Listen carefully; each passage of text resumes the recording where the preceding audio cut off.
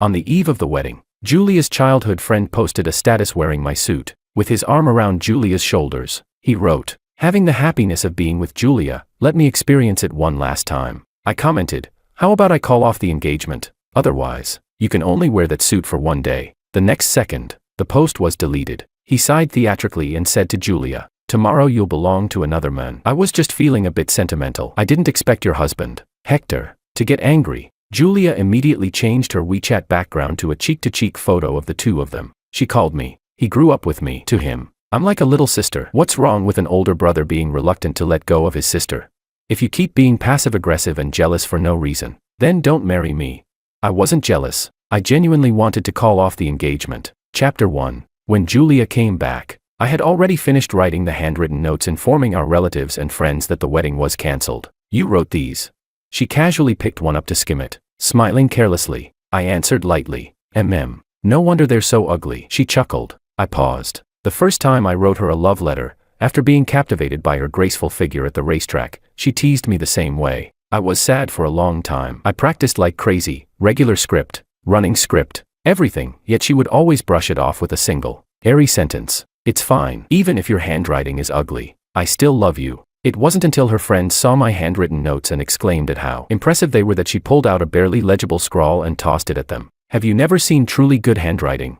Later I found out that ugly scrawl was Logan's. I didn't reply. I just kept packing up my things. When she got no response, she laughed and leaned in, hugging my waist and acting cute. All right, I'll stop. I brought you a gift." A pair of boots was pushed over. I glanced at them, opened the shoe cabinet drawer, and took out an identical pair, already peeling and worn. "Thanks, but I already have them." Julia froze for a moment. Then her expression turned ugly. They were the gift she had given me on our one-year anniversary. Chapter 2. I don't like wearing boots, but because they were from her. Back then I still put them on to meet her friends. When Logan, who had just returned to the country, saw them, he let out a snort of laughter. "My God, is he an old man or what? The boots are already flaking, ha."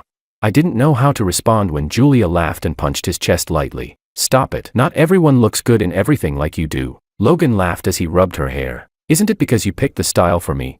Knowing that all of Logan's clothes were chosen by Julia, I had my first real fight with her. She rarely lost her temper, but this time she snapped. "I grew up with him. If I really wanted something with him, would there even be a place for you? If you're going to be this dramatic, then don't date at all."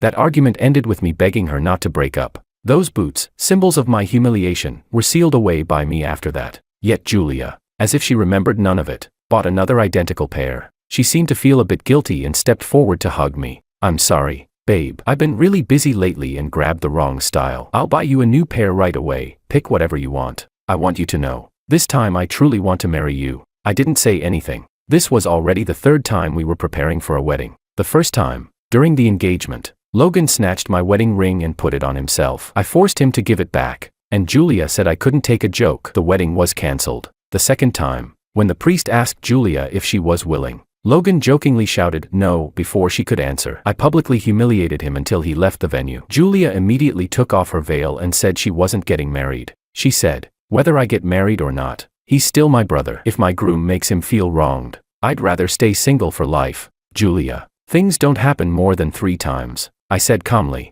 Her arm, which was wrapped around mine, stiffened slightly. She seemed about to explode again, but when she looked up, she met my cold, detached gaze. For a moment, she froze too. "Hector, I know you're angry about the suit." Her usually careless eyes turned serious for once. "I'll order you a new one." Ignoring my attempts to stop her, she picked up her phone and announced in the group chat that my suit had an issue and the wedding would be postponed. "Julia, don't do this." I frowned and tried to stop her, but she had already sent the message. She grabbed the hand I reached out with and forcefully dragged me toward the door. "Come on, let's pick a suit for my husband." "Julia, let go."